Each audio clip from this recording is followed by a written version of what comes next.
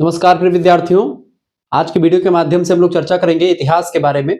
इतिहास के पहले प्रश्न पत्र से बनने वाले मोस्ट इंपोर्टेंट 10 अति लघु उत्तरीय प्रश्न, 8 लघु उत्तरीय प्रश्न और 4 दीर्घ उत्तरीय प्रश्नों के बारे में विस्तार से आज की वीडियो के माध्यम से जानने का प्रयास करेंगे।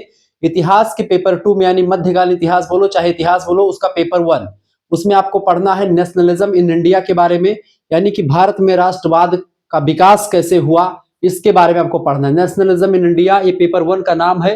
जब आप इतिहास सब्जेक्ट पढ़ते हैं पेपर 1 में, पेपर 2 में 3 पेपर हैं इसके। एक आपका सोशियो जो सोशल मतलब कि जो आपका सामाजिक, आर्थिक, राजनीतिक और ऐसा इतिहास आपको पढ़ना पड़ता है 1200 से लेकर के 1700 ईस्वी तक का। एक पेपर वो है। एक आपका मॉडर्न जो आपका पाश्चात्य इतिहास है यानी कि यूरोपीय इतिहास के बारे में आपको पढ़ना है, ठीक है, यानी आधुनिक यूरोपीय इतिहास के बारे में आपको पढ़ना है, ठीक है। इसके अलावा मॉडर्न हिस्ट्री पढ़नी है वर्ल्ड की। और तीसरा पेपर आपका जो होता है उसमें एक और आपका पढ़ना है, ठीक है।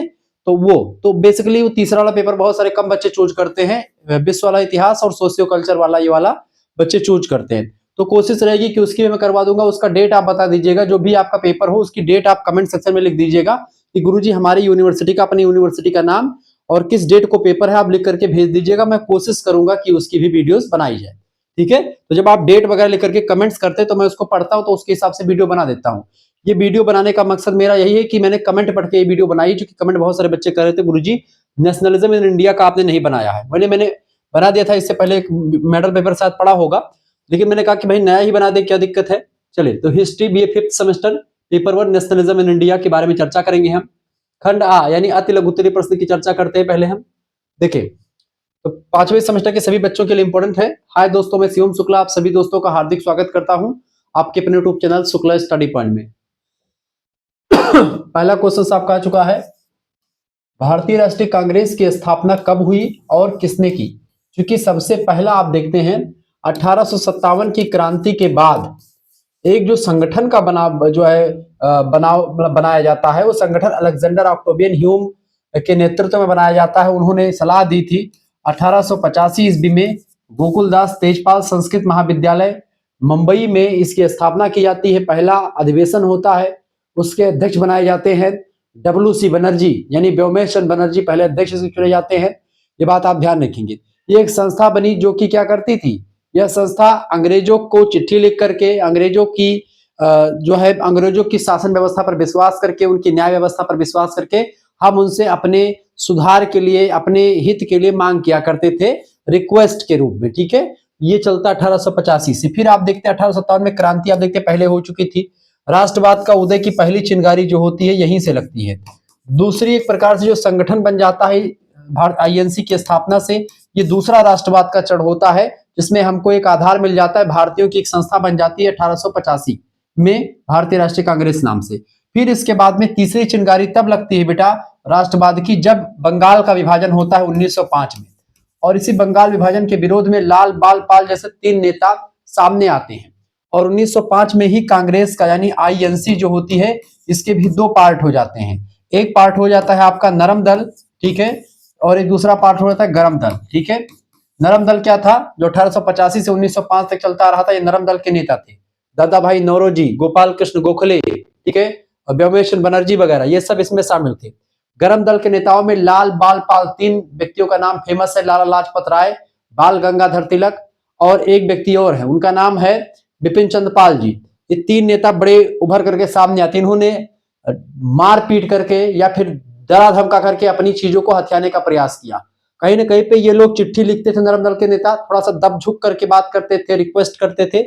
ये लोग अपने अधिकारों की मांग जबरदस्ती भी कर लेते थे कि हमारी चीज है, हमारे ऊपर ही शासन कर रहे हो, हमसे ही जो है सीना तान के खड़े हो रहे हो। यानी कि ये लोग सीधे एकदम से चढ़ाई करने पर उतारू होते थे। और ये ज्यादा बेटर राजनीति रही है कहीं ना कहीं पे आप देखते हैं, क्योंकि हमारे देश में आकर के हम ही को गुलाम बना करके, हम ही तुमसे हाथ फैला करके भीख मांगे, रिक्वेस्ट करें, ये लोग जो है गरम दल के नेता थे। 1905 में जब बंगाल विभाजन हुआ, उसके बाद में आप देखते हैं इसका खूब विरोध होता है। बंगाल का विभाजन पूर्वी बंगाल और पश्चिमी बंगाल के आधार पर किया गया। इसको लेकर के जनता के मन में अब ये भावना आ गई कि हिंदू मुसलमान को बांट करके ये राजनीति करना चाहती है कौन, अंग्रेज लोग। फूट डालो राज करो की नीति ये अंग्रेजों की नीति रही है, ठीक है। अब गरम दल के नेताओं को ये बात बिल्कुल खटक गई। उन्होंने खूब विरोध किया बंगाल का विभाजन का। और आप देखते हैं कि गरम दल के नेता जो थे उन्होंने कांग्रेस को बांट दिया, अपना एक अलग बना लिया कि अब हम जो है तुम लोगों की नीतियों से नहीं चलने वाले हैं कि हाथ फैलाएंगे, भीख मांगेंगे, चिट्ठी लिखेंगे कि भैया दादा मान जाओ अब, ठीक है, हम जो लेना होगा हम ले लेंगे। तो गरम दल के वो नेता थे। तो 1905 में एक प्रकार से क्रांतिकारी घटना होती है। 1905 के बाद में फिर 1911 का समय आता है। 1911 में दिल्ली दरबार का आयोजन किया जाता है। उसी दिल्ली दरबार में महोदय आपको बता दूं कि जॉर्ज पंचम नाम के एक जो है शासक है वहां के, ठीक है, प्रिंस ऑफ वेल्स हुआ करते थे, उनको आना था यहाँ पर। और उन्हीं के स्वागत की तैयारी में आप देखते हैं रविन्द्रनाथ टैगोर ने एक गीत लिखा था, उसका नाम था जन गण मन अधिनायक जय हे, ठीक है, जो हमारा राष्ट्रगान है, ठीक है, वो लिखा गया था जॉर्ज पंचम के आने के स्वागत गीत के रूप में लिखा गया था।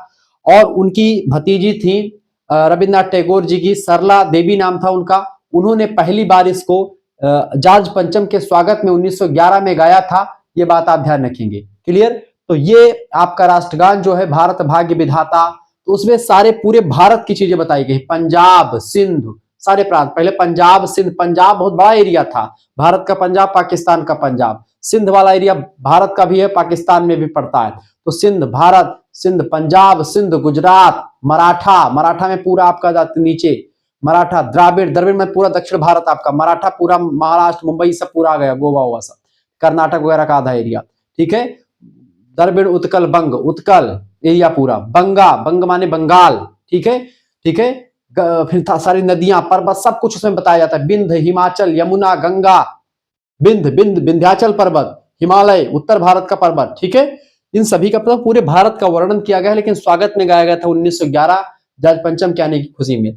और जब कोई भी, जैसे अभी मोदी जी को आना हुआ तो साफ सफाई खूब शुरू हो जाती है, कोई धरना ना हो, कोई विरोध ना हो, ये सब पूरा समाप्त किया जाता है।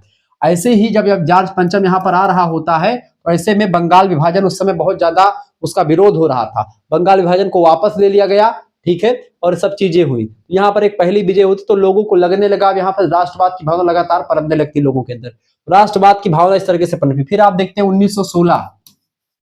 1916 में आप देखते हैं सभी लोग इकट्ठा हो जाते हैं, यानी कि गांधी जी के नेतृत्व में गांधी जी सबको मिला देते हैं, ठीक है, पूना पैक्ट वगैरह सब होना शुरू हो जाता है। 1919-18 आप देखते हैं, उसके बाद में गांधी जी का पदार्पण पूरी तरीके से हो जाता है भारतीय राजनीति में। असहयोग आंदोलन, ठीक है, चंपारण सत्याग्रह, खेड़ा, ये सब आंदोलन तो शुरुआती आंदोलन थे, गांधी जी के उतने बड़े लेवल पर नहीं रहे, लेकिन असहयोग आंदोलन, फिर आप देखते खिलाफत आंदोलन को भी उसमें शामिल कर लिया गया, सविनय अवज्ञा आंदोलन उसके बाद में आया, फिर भारत छोड़ो आंदोलन 1942 का, 1931 का सविनय अवज्ञा। तो आप देखते हैं इस तरह 1932 का, ठीक है, फिर दांडी मार्च, गांधी यात्रा जो गांधी जी ने दांडी किया था, ये सब कहीं ना कहीं पे आप देखते हैं राष्ट्रवाद की उदय के एक एक चिंगारी के रूप में, एक एक स्टेप के रूप में, एक एक कदम के रूप में आदि।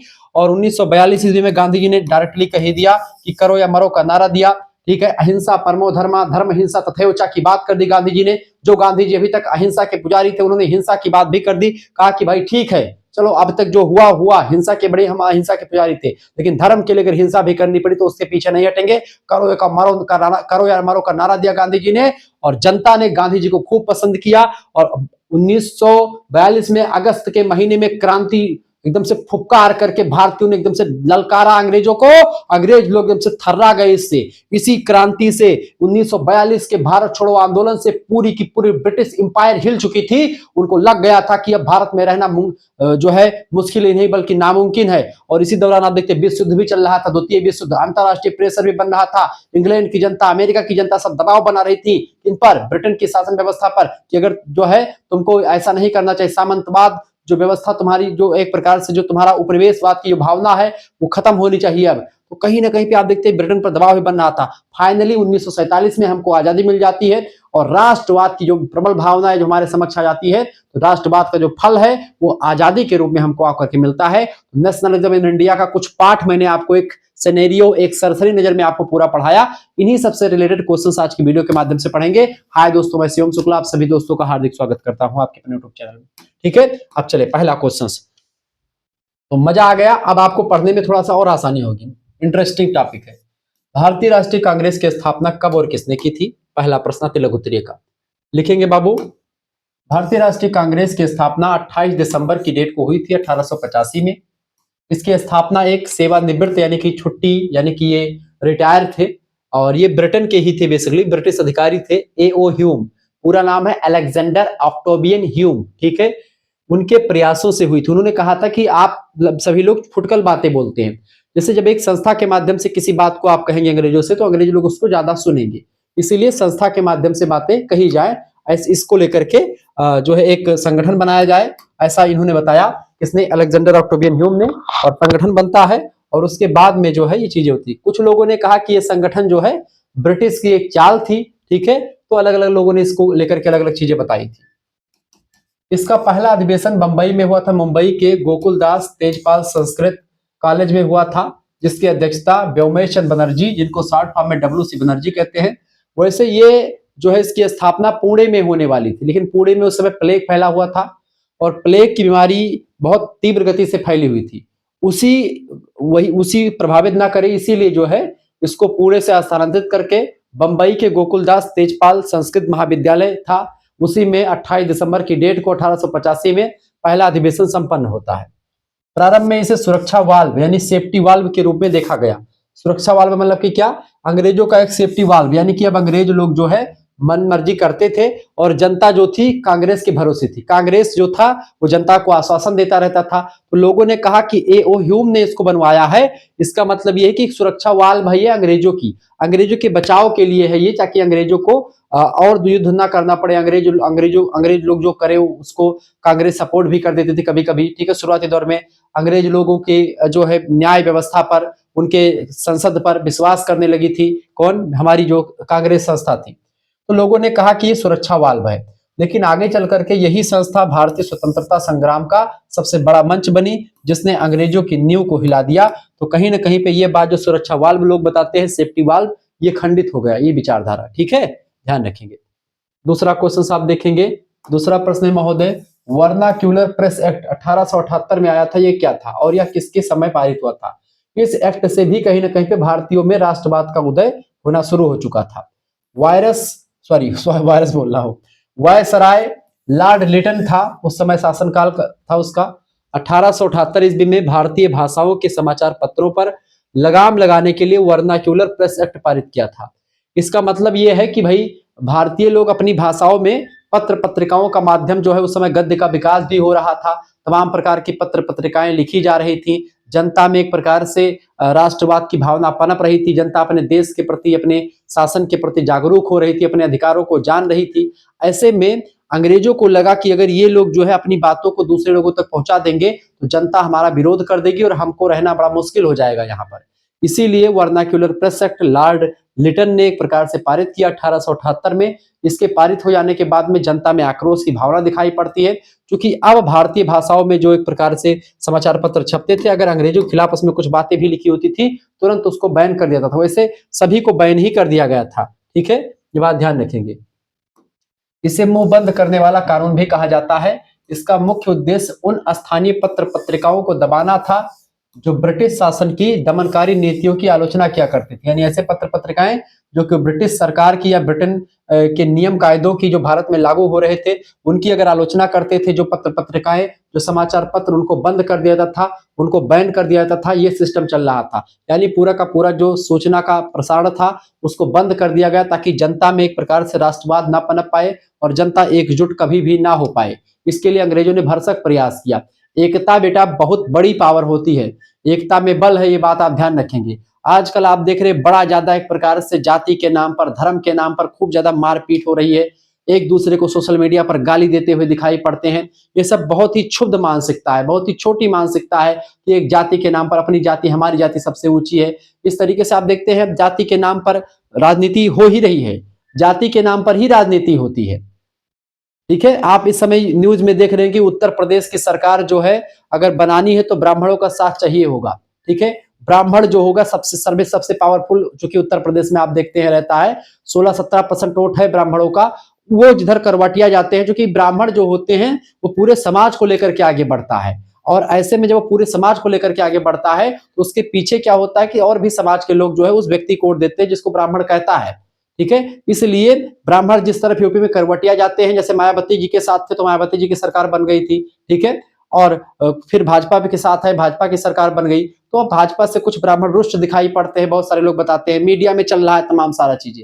हालांकि है क्या है या नहीं है, ये मुझे उस पर मैं चर्चा नहीं करता हूं, मैं राजनीतिक विश्लेषक नहीं हूं, लेकिन फिर भी आप देखते हैं जातिगत राजनीति जो है ये बहुत बड़ा एक प्रकार से कहीं ना कहीं पे इफेक्ट डालती है जाति को उग्र रूप बनाने में। क्योंकि जाति के नाम पर चीजें जब होती हैं, सोशल मीडिया ने जाति को एक प्रकार से कहीं ना कहीं बहुत बढ़ा दिया है। सोशल मीडिया के नहीं आने से जाति प्रथा बड़ी ही आराम से चल रही थी और उसमें किसी प्रकार कोई दिक्कत का सामना नहीं करना पड़ा था, सभी लोग मिलजुल करके रहते थे, आपस में खान पान बढ़िया व्यवस्था चल रही थी।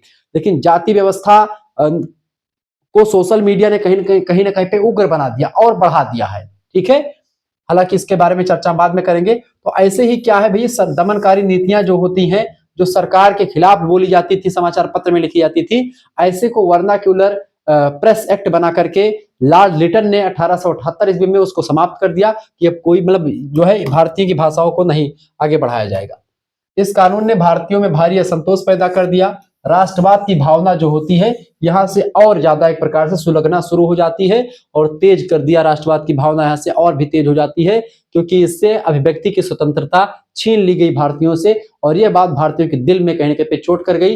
भारतीयों को लगने लगा कि भारत में गोरे लोग जो है बहुत ज्यादा एक प्रकार से अत्याचार कर रहे हैं, शासन कर रहे हैं, ऐसा नहीं होना चाहिए। और इसके खिलाफ जनता के अंदर कहीं ना कहीं पे आक्रोश की भावना भी आ गई। तीसरा प्रश्न, स्वराज मेरा जन्म सिद्ध अधिकार है, यह प्रसिद्ध नारा किसका है और इसका क्या महत्व है? स्वराज हमारा जन्म सिद्ध अधिकार है और मैं इसे लेकर के रहूंगा, ये जो है बाल गंगाधर तिलक का नारा है। गर्म दल के प्रसिद्ध नेता बाल गंगाधर तिलक ने यह नारा दिया था। यह अमर नारा लोकमान्य तिलक बाल गंगाधर तिलक ने दिया था। तिलक गर्म दल के प्रमुख नेता हुआ करते थे। इस नारे ने सुप्त पड़ी भारतीय जनता में जोश और आत्मविश्वास का संचार कर दिया। उन्होंने कहा कि जो स्वराज्य है हमारा जन्म सिद्ध अधिकार है, ये जन्म सिद्ध अधिकार है, यानी कि ये हम अर्जित नहीं करना है, हमको जन्म से प्राप्त है स्वराज्य, मेरा ही राज्य है। इस पर अंग्रेज लोग, इनकी नस्ल यहाँ की है ही नहीं, ये लोग यहाँ पर शासन क्यों कर रहे हैं? यानी यहाँ से अंग्रेजों को जड़ से उखाड़ फेंकने के लिए आप देखते पहली बार, आप देखते उससे पहले कांग्रेस में क्या था, ठीक है, भैया दादा मुन्ना कह करके हम लोग चिट्ठी लिखते थे और वो चिट्ठी जाती थी भैया, अंग्रेज लोग उसको उठा करके से फेंक देते थे, पढ़ते लिखते नहीं थे सही तरीके से, चिट्ठी का जवाब भी नहीं आता था, तो इससे बड़ा परेशान रहते थे बाल गंगाधर तिलक वगैरह, बिपिन चंद्र पाल जी, बाल गंगाधर तिलक जी, ठीक है, लाला लाजपत राय जी, इन सभी लोगों ने उग्र भावना अपनाई और कहा कि ऐसे काम नहीं चलेगा, जब सीधी उंगली से घी नहीं निकलती महोदय तो उंगली को टेढ़ी करनी पड़ती है। अब ये मत कहना कि उंगली के स्थान पर चिम्मच का यूज क्यों नहीं करते, क्योंकि तब चिम्मच नहीं था, ठीक है, उंगली टेढ़ी करनी ही पड़ी थी।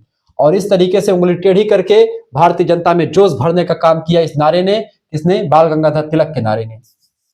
तिलक का मानना था कि राजनीतिक स्वतंत्रता यानी स्वराज्य जो होती है, इसके बिना कोई भी सामाजिक या आर्थिक सुधार संभव नहीं है। हमको स्वराज्य चाहिए, हमको ये आप लॉलीपॉप मत दीजिए, तो छोटा छोटा लॉलीपॉप नहीं चाहिए हमको स्वराज्य चाहिए, मेरा देश है, मुझे वापस करो। सीधे सीधी बात करते थे, लाग लपेट की बात इनके अंदर नहीं थी। उन्होंने केसरी नाम की एक जो है पत्रिका निकाली, मराठा नाम का पत्रिका चलाई, अखबारों के माध्यम से अंग्रेजों को सीधी चुनौती दे डाली। इस नारे ने भारतीय राष्ट्रीय आंदोलन को भिक्षावृत्ति यानी हाथ जोड़ने के बजाय अधिकार की लड़ाई लड़ना बना दिया। चूंकि भिक्षावृत्ति किसमें थी? नरम दल के नेता लोग जो थे भिक्षावृत्ति, हाथ फैलाने की जो है राजनीति किया करते थे, चीजों को मांगते थे कि भाई हमको ये दे दो, हमारे लिए सुधार कर दो, और सुधार होता भी नहीं था, ठीक है। इन लोगों ने कहा ये सब हटाओ, हाथ फैलाने नहीं बल्कि अधिकार की लड़ाई लड़ना एक प्रकार से हमारा कर्तव्य है। इन्होंने अपने अधिकारों के लिए अपने प्राणों तक के बलिदान के लिए नहीं पीछे हटते थे लोग। चौथा प्रश्न, बंगाल विभाजन 1905 का मुख्य कारण क्या था? भंग, बंगाल विभाजन। बंगाल में बेटा जनता जो थी, मुसलमान जनता और हिंदू जनता बहुत प्रबल मात्रा में थी।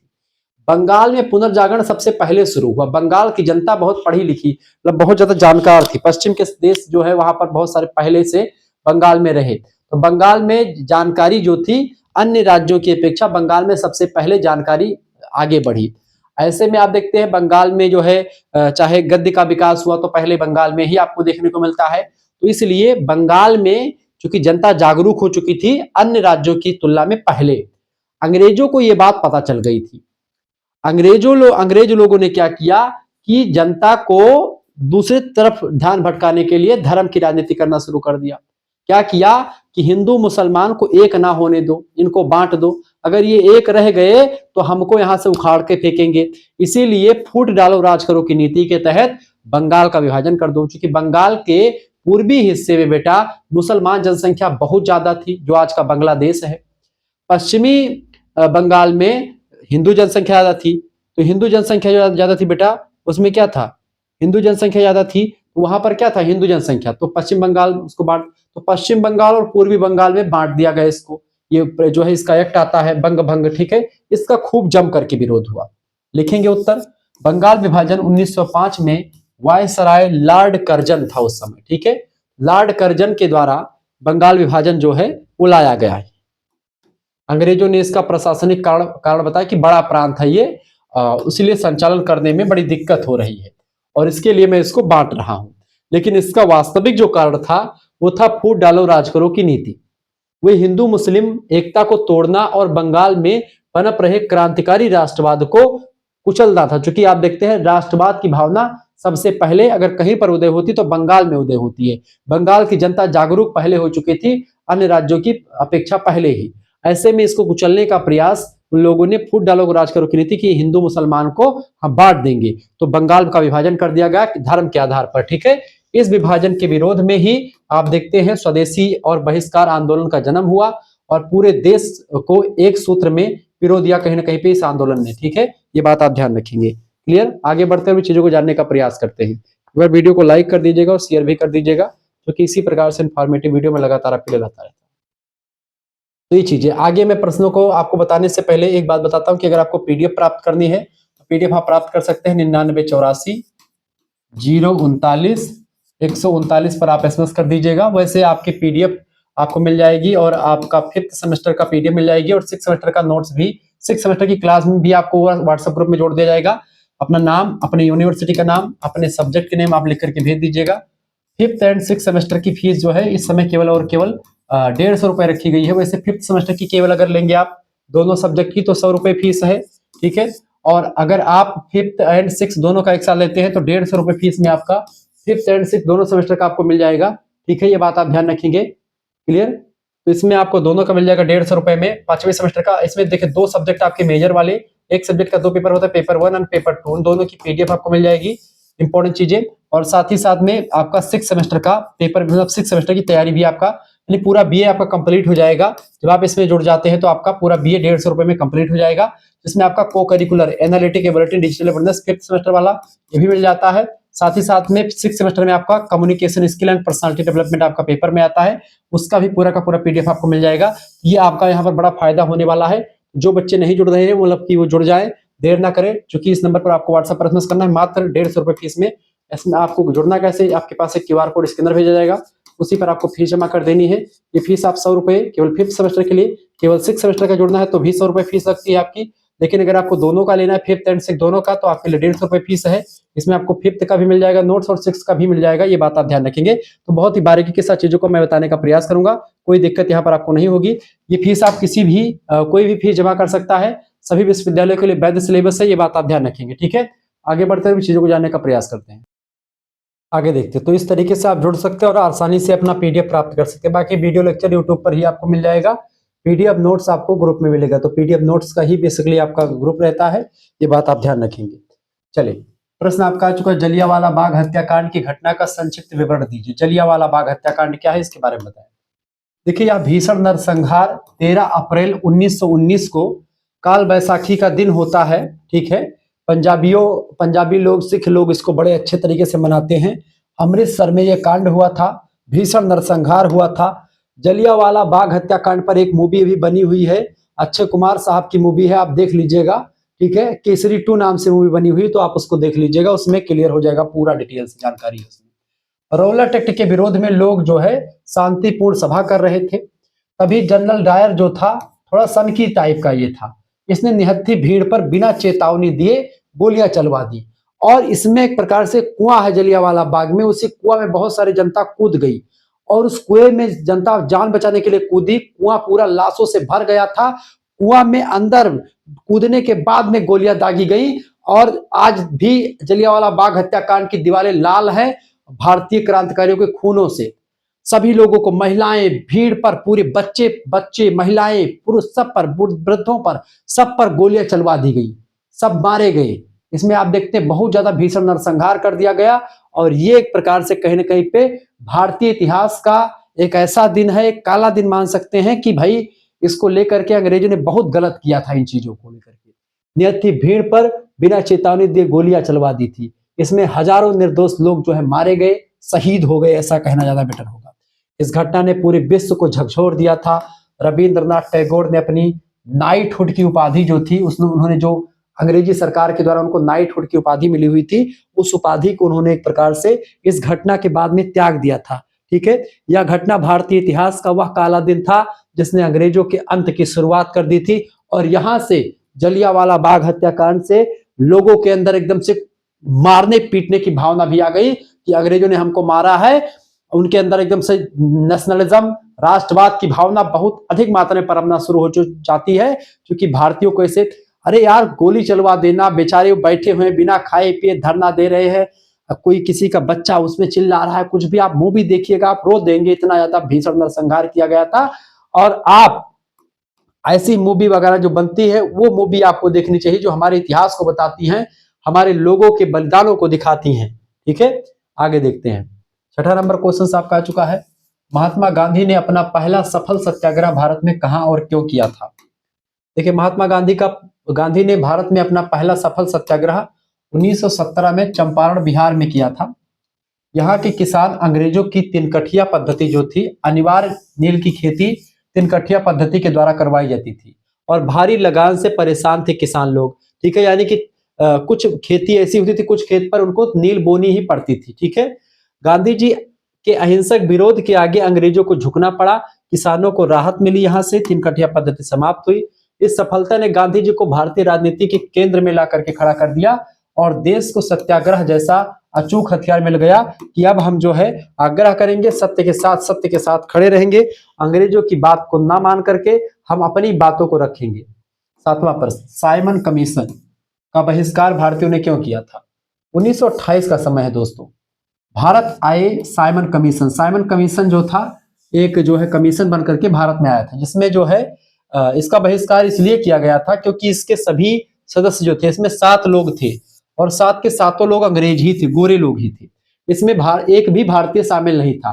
भारत के बारे में कानून बनाने के लिए भेजा गया था और भारत का ही कानून था, भारत पर लागू होना था। लेकिन दुर्भाग्य क्या है कि भारत का एक व्यक्ति भी इस साइमन कमीशन बनाने में या साइमन कमीशन की रिपोर्ट जो बनाई गई थी उसमें एक भी भारतीय शामिल नहीं था। ऐसे में भारतीयों ने इसका खुल करके विरोध किया। साइमन कमीशन जब आया, इसको लेकर के भारत ने गो बैक के नारे लगाए, साइमन गो बैक के नारे इंडिया में गूंजने लगे। ये साइमन कमीशन था। भारतीयों का मानना था कि भारत के संवैधानिक भविष्य का फैसला करने वाली कमेटी में एक भी भारतीय का ना होना भारत का अपमान था, इसीलिए इसका विरोध किया गया। साइमन गो बैक, साइमन वापस जाओ के नारों से पूरा देश गूंज उठा।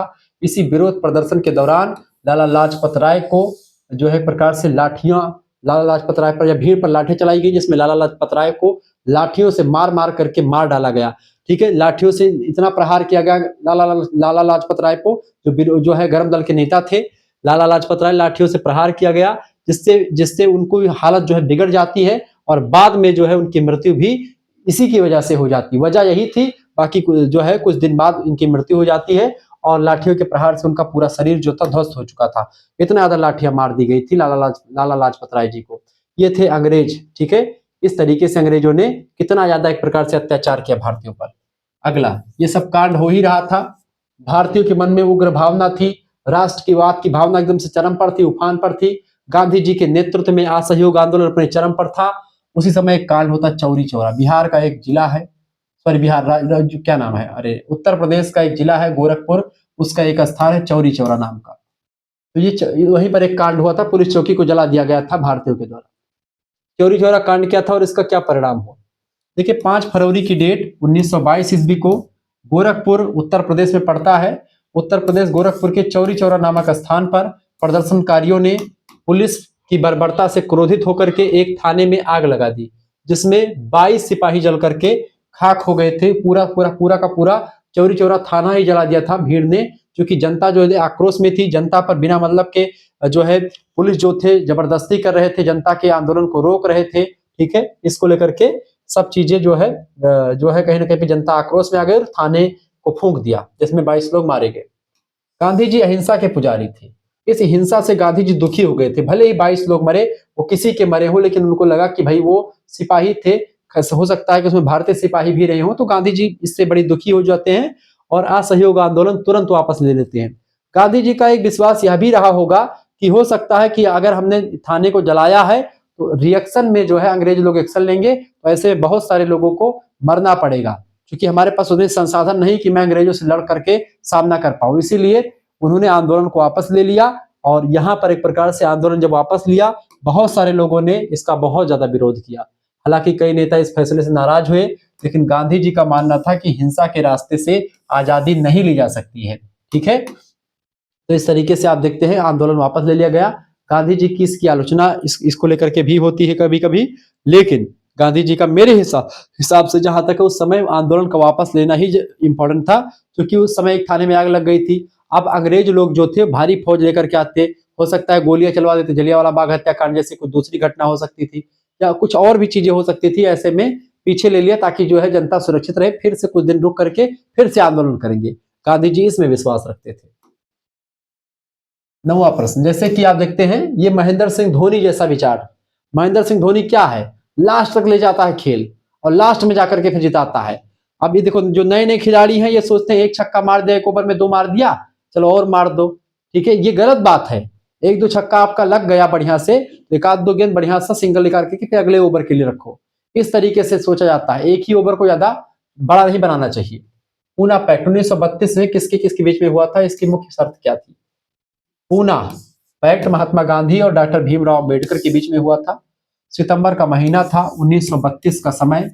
यरवदा जेल में जो है पुणे में पड़ती, वहीं पर ये समझौता हुआ था।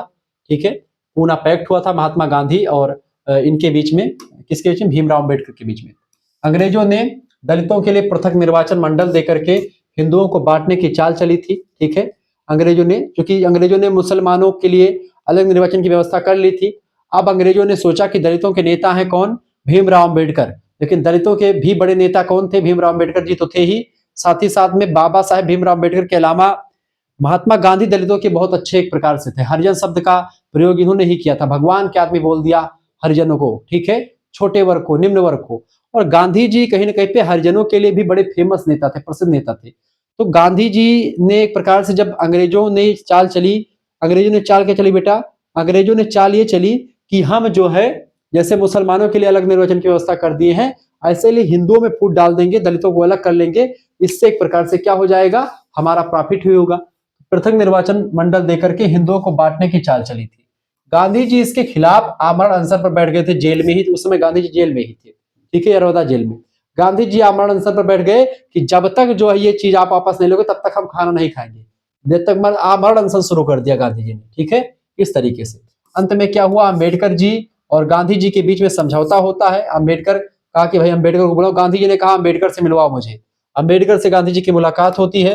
अंबेडकर को गांधी जी बहुत अच्छे तरीके से समझा देते हैं इसी में। कहते हैं कि भाई देखो ऐसी सी बात है, अंबेडकर मान जाते हैं गांधी जी की बात को, क्योंकि गांधी जी ने तर्क अच्छा दिया, जिसमें पृथक निर्वाचन की जगह विधानमंडलों और दलितों के लिए आरक्षित सीटें बढ़ाने का निर्णय गांधी जी के द्वारा कहा गया कि जो है ले लिया गया। और यहाँ पर अलग निर्वाचन की बजाय, चूंकि अलग निर्वाचन हो जाता तो कहीं ना कहीं पे आप देखते हैं एक जो है विघटनकारी राजनीति वहीं पर शुरू हो जाती है। जैसे मुसलमान के लिए अलग देश बन गया, यहीं से आपका दलितों के लिए अलग देश भी यहाँ पर बन सकता था। इस आधारशिला यहीं से आपकी देखते हैं परपनी शुरू हो चुकी थी। लेकिन गांधी जी ने इस पर अंकुश लगाया। गांधी जी ने कहा, जब भारत का पार्टीशन हो रहा था, गांधी जी ने कहा कि मेरे शरीर के 2 टुकड़े हो रहे हैं। गांधी वो महान व्यक्ति था। गांधी जी के लोग बड़ा बड़ा बात करते हैं, लेकिन मेरे हिसाब से गांधी बड़ी थी, बहुत ही विद्वान आदमी थे। भारतीय स्वतंत्रता अधिनियम 1947 का क्या महत्व है? देखिए, यह ब्रिटिश संसद द्वारा पारित अंतिम अधिनियम था, जिसने भारत की गुलामी की जंजीरों को काट दिया। इस अधिनियम के द्वारा 15 अगस्त 1947 को भारत और पाकिस्तान नामक 2 स्वतंत्र राष्ट्रों का जन्म हुआ। इसने भारत पर ब्रिटिश सम्राट के प्रभुत्व को समाप्त कर दिया और सत्ता पूर्ण रूप से भारतीयों के हाथों में क्या हो गई, सौंप दी गई। यह भारतीय राष्ट्रवाद की अंतिम और सबसे बड़ी विजय का दस्तावेज था। ये बात आप ध्यान रखेंगे। तो इस तरीके से आपका 10 अति लघु उत्तरीय प्रश्न समाप्त हुआ। अब हम खंडवा लघु उत्तरीय प्रश्नों के बारे में चर्चा करेंगे। शुक्ला पॉइंट स्पेशल क्लास आपकी चल रही है। क्लियर? देखिए, पहला क्वेश्चन आपका लघु उत्तरीय का प्रश्न है, 19वीं शताब्दी में भारत में राष्ट्रवाद के उदय के किन्हीं 4 प्रमुख कारणों का वर्णन कीजिए। बढ़िया क्वेश्चन है। ये प्रश्न 100% आपकी परीक्षा में आएगा। एक भी प्रश्न, मतलब ये प्रश्न आपको कोई रोक नहीं सकता कि ना आए। देखिए, प्रस्तावना, भारत में राष्ट्रवाद का उदय कोई आकस्मिक घटना नहीं थी, एक लंबी प्रक्रिया है।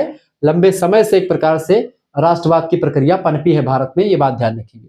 बल्कि यह ब्रिटिश शासन की दमनकारी नीतियों और भारतीय चेतना के जागरण का परिणाम था। जैसे भारतीय जनता अगर जागती नहीं थी, तब अंग्रेज लोग ऐसी नीतियां बना देते थे जो जिससे जनता को लग जाता था कि ये लोग हम पर अत्याचार कर रहे हैं। जनता भले ही उतनी जानकार ना हो, लेकिन अंग्रेज लोग जब अत्याचार करते थे, जनता को लग जाता था कि ये लोग हम पर अत्याचार कर रहे हैं। ऐसे में जनता ने एक प्रकार से कहीं ना कहीं पे उनके मन में भारतीय, मतलब अपने को एक पाने की व्यवस्था आई उनके अंदर कि हम एक हैं और हमको अलग नहीं होना है। ठीक है? और ये अंग्रेज लोग जो है बाहर ही हैं। इसके 4 प्रमुख कारण निम्नलिखित थे। ठीक है? राष्ट्रवाद क्यों? देखिए, पहला कारण क्या था बेटा? राजनीतिक कारण, राजनीति और प्रशासनिक एकीकरण। यानी कि अंग्रेजों ने पूरे भारत को एक केंद्रीय शासन के अधीन ला दिया था। रेलवे, डाक और तार सेवाओं के विकास ने दूर दराज के भारतीयों को एक दूसरे के करीब ला दिया था। चूंकि रेल का विकास हो चुका था, एक स्थान से लोग दूसरे स्थान पर जा सकते थे। डाक का विकास हो चुका था, चिट्ठी एक दूसरे को लोग भेज रहे थे। तार सेवाओं का विकास हो रहा था, एक दूसरे से लोग बातचीत भी कर पा रहे थे। ठीक है? तो इससे क्या हुआ कि एक राज्य की जनता दूसरे राज्य से कनेक्ट हो रही शुरू हो चुकी थी। ठीक है? जिससे उनमें एक राष्ट्र होने की भावना जो है जनता में जागृत होना शुरू हो जाती है। तो पहला कारण था राजनीतिक और प्रशासनिक एकीकरण की वजह से जनता में राष्ट्रवाद की भावना पनपी। दूसरा कारण था पाश्चात्य शिक्षा का प्रभाव। अंग्रेजों ने पाश्चात्य शिक्षा को बढ़ावा देने के लिए भारत में पाश्चात्य शिक्षा को थोपने का प्रयास किया, लेकिन उसी पाश्चात्य शिक्षा का फायदा अंग्रेजों, मतलब भारतीयों ने उठा लिया। ठीक है? अंग्रेजी शिक्षा के प्रसार से भारतीय विद्वान पश्चिमी देशों की स्वतंत्रता, समानता और लोकतंत्र के विचारों से परिचित हुए। चूंकि अंग्रेज, मतलब कि चाहे ब्रिटेन की बात करें, चाहे उस समय फ्रांस की बात करें या अन्य देशों की बात करें जहां पर क्रांति तमाम सारी हुई, 1789 की स्वतंत्रता, समानता और बंधुत्व के नारे वाली क्रांति जो फ्रांस की क्रांति थी, उसके बारे में पढ़ा। गौरवपूर्ण क्रांति के बारे में पढ़ा, अमेरिकी क्रांति के बारे में पढ़ा। जब सब इन क्रांतियों के बारे में लोग जानने लगे, पढ़ने लगे, विश्व के बारे में जानने लगे कि और दुनिया में क्या चल रहा है, तो भारतीयों के को भी स्वतंत्रता, समानता की बात उनके अंदर आने लगी, अपने अधिकारों की जानकारी होने लगी। ऐसे में उनके अंदर जब अपने अधिकारों की जानकारी होनी शुरू हुई, उन्होंने एक प्रकार से जो है अंग्रेजों का विरोध करना शुरू कर दिया। उनके अंदर राष्ट्रवाद की भावना पनपना शुरू हो गई। मैजनी और गैरीबाल्डी जैसे जो विद्वान हैं, कहीं ना कहीं पे क्रांतिकारियों की कहानियों ने भारतीयों को प्रेरित किया और इस तरीके से वो भारत में राष्ट्रवाद का जो है पनपना शुरू हुआ। अगला, आर्थिक शोषण। ब्रिटिश आर्थिक नीतियों ने भारतीय हस्तशिल्प को नष्ट कर दिया था और किसानों को कंगाल बना दिया था। दादा भाई नौरोजी ने धन के निष्कासन का सिद्धांत दिया था, ड्रेन ऑफ वेल्थ थ्योरी दी थी। ठीक है? उसके सिद्धांत को से सिद्ध कर दिया था, मतलब कि दादा भाई नौरोजी ने, कि अंग्रेज लोग भारतीयों का धन ले जाकर के ब्रिटेन में लगाते हैं। भारत गरीबी से जूझ रहा है, भारत में भुखमरी फैली हुई है और हमारे यहाँ का धन ये लोग जो है लूट करके जाकर के ब्रिटेन के जो है खर्चे वहां हमारे यहाँ से कर रहे हैं। अंग्रेज भारत को लूट रहे हैं। ये बात दादा भाई नौरोजी ने एकदम से, क्योंकि ये एक अर्थशास्त्री भी थे, इन्होंने पूरा सिद्ध कर दिया था। पहली व्यक्ति थी जिन्होंने ब्रिटिश संसद में जाकर के बैठे थे वो। चौथा कारण था भारतीय राष्ट्रवाद के उदय का सामाजिक धार्मिक सुधार आंदोलन। राजा राम मोहन राय, स्वामी दयानंद सरस्वती और स्वामी विवेकानंद जैसे समाज सुधारकों ने भारतीयों के मन में अपनी संस्कृति के प्रति गौरव जगाया और कुरीतियों को दूर करके उन्हें एकजुट करने का प्रयास किया। जो धर्मों में बुराइयां थी, जो एक प्रकार से लोग आपस में बटे हुए थे, उन सभी को एकता के सूत्रपात में बांधने का काम इन समाज सुधारकों ने किया, जो कि कहीं ना कहीं पे बहुत ही जरूरी था उस समय। आगे देखते हैं। अगला प्रश्न आपका, दूसरा प्रश्न आपका आ चुका है लघु उत्तरीय का। दूसरा प्रश्न है, भारतीय राष्ट्रीय कांग्रेस की स्थापना के मुख्य उद्देश्य क्या थे? देखिए, भारतीय राष्ट्रीय कांग्रेस की स्थापना के मुख्य उद्देश्य, प्रस्तावना लिखेंगे। 28 दिसंबर 1885 को जब बंबई में कांग्रेस की स्थापना हुई तो इसका प्राथमिक उद्देश्य भारतीयों की समस्याओं को संवैधानिक तरीके से सरकार के सामने रखना था, कि संवैधानिक तरीके से होनी बातों को सरकार तक पहुंचाएंगे एक संस्था के माध्यम, जिससे हमारी बातें सुनी जाएंगी। प्रमुख उद्देश्य, पहला उद्देश्य क्या था? देशभक्तों के बीच एकता। देश के विभिन्न भागों में राष्ट्रहित के लिए काम करने वाले व्यक्तियों के बीच घनिष्ठता और मित्रता को बढ़ाने के उद्देश्य से भारतीय राष्ट्रीय कांग्रेस की स्थापना की गई। दूसरा उद्देश्य था राष्ट्रीय एकता का विकास करना, जाति, धर्म और प्रांतीयता के भेदों को भुला करके राष्ट्रीय एकता की भावना को विकसित करना और सुदृढ़ करना, ये भी एक उद्देश्य था भारतीय राष्ट्रीय कांग्रेस की स्थापना का। चौथा उद्देश्य ये था, तीसरा उद्देश्य था बेटा महत्वपूर्ण समस्याओं पर विचार करना। भारत के तत्कालीन शिक्षित वर्ग की राय में जो महत्वपूर्ण सामाजिक और राजनीतिक समस्याएं थी उन पर विचार करना भी इसका एक उद्देश्य था। और चौथा उद्देश्य था भावी कार्यक्रम का निर्धारण करना, आने वाले वर्षों में देश के नेताओं को किन राजनीतिक उद्देश्यों के लिए किस दिशा में कार्य करना चाहिए, इसका खाका तैयार करना, इसका साझा तैयार करना, ताकि देश जो है कैसे आगे बढ़ेगा, इसके लिए नीति निर्माण कैसे किया जाए, इसको लेकर के एक साझा तैयार करने के उद्देश्य से भी इसको बनाया गया था, ताकि भविष्य के में देश को कैसे आगे बढ़ाया जाए। निष्कर्षतः हम कह सकते हैं कि प्रारंभ में कांग्रेस का रुख नरम था, लेकिन धीरे धीरे इन उद्देश्यों का विस्तार हुआ और कांग्रेस ने पूर्ण स्वराज को अपना अंतिम लक्ष्य बना लिया था। और कहीं न कहीं पे कांग्रेस नाम की पार्टी ने, कांग्रेस नाम की संस्था ने देश को आजाद कराने में बहुत सारी भूमिका निभाई। तीसरा प्रश्न है, नरम दल यानी उदारवादी और गर्म दल उग्रवादी की विचारधारा में क्या डिफरेंस था, इसके बारे में बताएं। बढ़िया क्वेश्चन है। ये कांग्रेस के दो पार्ट हो गए थे। 1905 में इसका बंटवारा हुआ था। 1885 में स्थापना से लगभग 20 सालों तक नरम दल का ही दबदबा रहा था। गर्म दल के नेताओं में लाल बाल पाल जैसे नेता जो है सामने आते हैं और इस तरह की चीजें होती हैं। प्रस्तावना, 20वीं शताब्दी के आरंभ में भारतीय राष्ट्रीय कांग्रेस के भीतर दो अलग अलग विचारधाराओं का जन्म हुआ, जो अपने लक्ष्य और साधनों के कारण एक दूसरे से भिन्न थी। नरम दल की अगर बात की बेटा, क्या था? नरम दल को उदारवादी नेता भी कहते हैं। उदारवाद या नरम दल बात एक ही है। दादा भाई नौरोजी, फिरोज शाह मेहता, गोपाल कृष्ण गोखले जैसे नेता अंग्रेजों की न्यायप्रियता में विश्वास रखते थे, अंग्रेजों पर विश्वास करते थे, अंग्रेजों की न्यायप्रियता पर, उनके शासन कुशासन पर, सब पर विश्वास करते थे।